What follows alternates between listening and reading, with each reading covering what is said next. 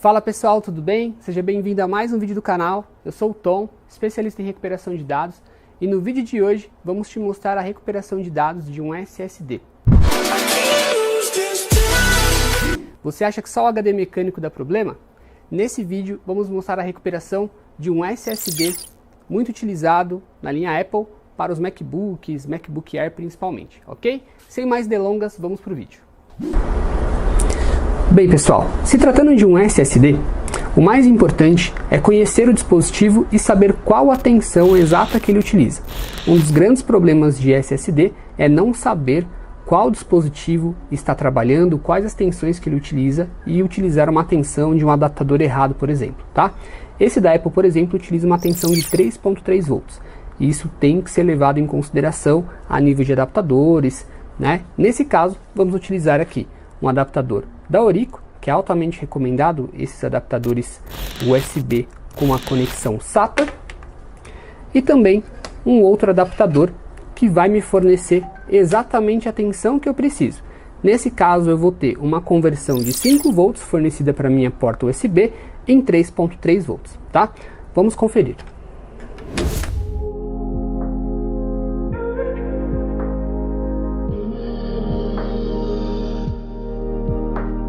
Bom, temos aqui uma tensão de 5 volts de entrada, eu tenho um conversor, vou ter uma tensão de 5 volts, na conversão eu tenho uma tensão exata de 3.3 volts, tá? Sempre é bom confirmar, nesse capacitor aqui de filtro eu também tenho meus 3.3 volts. Essa confirmação é extremamente importante para lidarmos com qualquer tipo de SSD, às vezes numa simples conexão, você pode aumentar o problema e queimando algo que não está queimado, ok?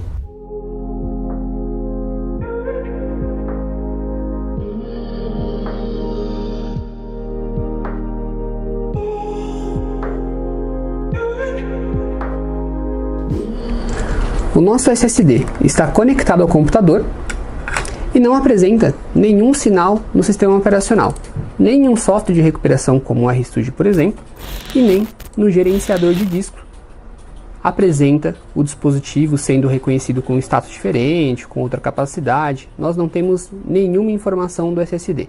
Então a dúvida é se ele está queimado ou se ele possui alguma falha a nível de firmware, por exemplo. Para isso, vamos conectar aí a um hardware especializado para conseguir mais detalhes. Neste caso, eu vou utilizar a nossa PC3000. Conectamos o SSD diretamente na conexão SATA de dados e energia, ligo o dispositivo e nesse caso ele me apresenta somente um status busy, um modo ocupado do SSD. Esse é o motivo que o SSD não reconhece no computador. Vamos dar continuidade então à nossa análise. Continuando com a análise do SSD, vou conectar aqui a nossa fonte e ter noção de qual que vai ser o consumo do meu dispositivo, tá? Através do consumo eu consigo ter uma ideia se eu estou enfrentando um problema em componentes eletrônicos ou a falta de processamento, por exemplo, do meu controlador.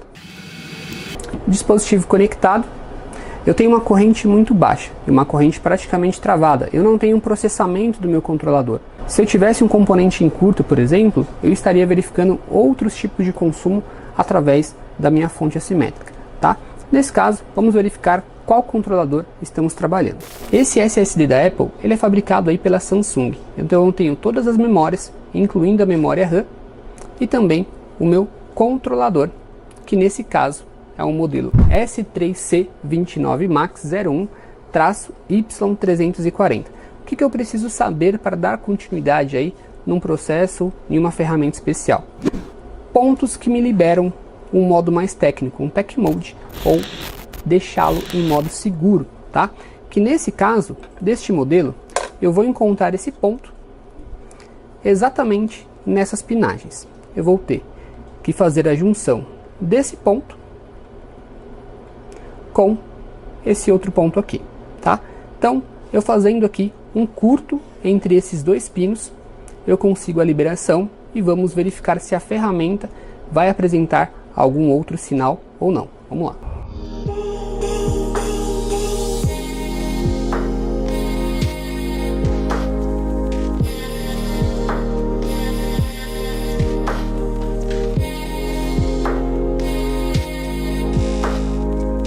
Com nossos pontos em curto, agora seguimos com o dispositivo novamente para a PC3000. Bem, retornamos à nossa PC3000, ligamos o nosso dispositivo. Agora eu tenho dois LEDs acesos indicando o status pronto do nosso SSD. Dou um auto-check, ele não é capaz de reconhecer devido a estar em modo de segurança e também com a falha de firmware. Vamos selecionar manualmente. Esse SSD da Apple é um Samsung série 470. A nomenclatura final é o Y340 e entro no nosso utilitário. Nesse momento vou carregar aí um loader upload na memória RAM do nosso SSD. Após o carregamento do nosso loader, nós temos a informação que não é possível fazer um acesso lógico, porém é possível fazer um acesso físico. E iniciamos então o nosso processo de tradutor. O processo do nosso tradutor é iniciado, é um processo que demora bastante tempo e vamos aguardar a conclusão desse processo para avançar para a próxima etapa. Bem, após a conclusão aí do nosso tradutor, abrimos então o nosso Data Extractor.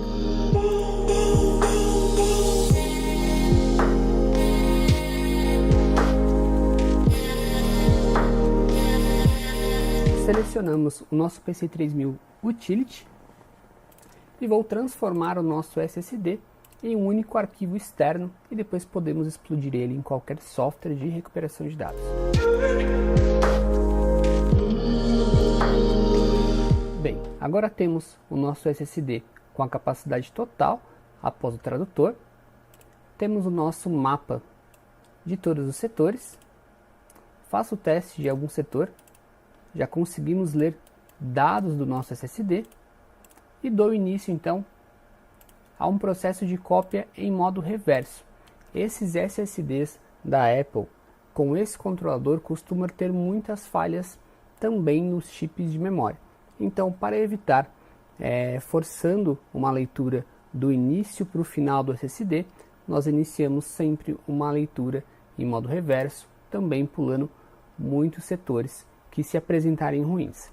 A ideia é extrair o máximo de dados e evidências possíveis de casos de mídias danificadas. Dou início então ao processo de clonagem dos dados e aqui nós já temos os dados sendo transferidos numa taxa de leitura baixa devido à falha do SSD. Vou pausar um pouco o processo, vou tentar abrir minha árvore de arquivos. E aqui nós temos a abertura aí de árvore de arquivos dos dados do cliente. Após essa conferência, damos continuidade no processo de clonagem total do nosso SSD. Bem, vimos aí o passo a passo de análise e diagnóstico até a visualização dos dados do cliente deste SSD. E se esse dispositivo estivesse chegado em laboratório já mexido anteriormente? Poderíamos não ter sucesso na recuperação dos dados ou teríamos uma dificuldade muito maior de extrair essas informações, tá?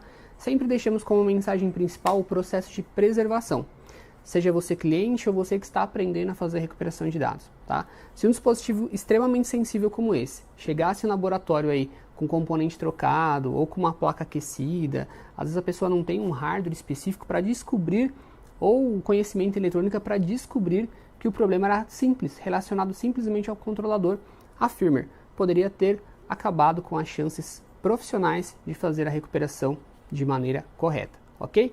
Siga-nos no Instagram, temos muitas novidades por lá, estamos postando algumas coisas do nosso dia a dia, tá? Você que está aprendendo a fazer recuperação de dados, entre em contato conosco. E você, cliente, sempre se atente onde irá levar o seu dispositivo. Muitas vezes você pode ter uma única chance de recuperação, ok? É isso e até o próximo vídeo.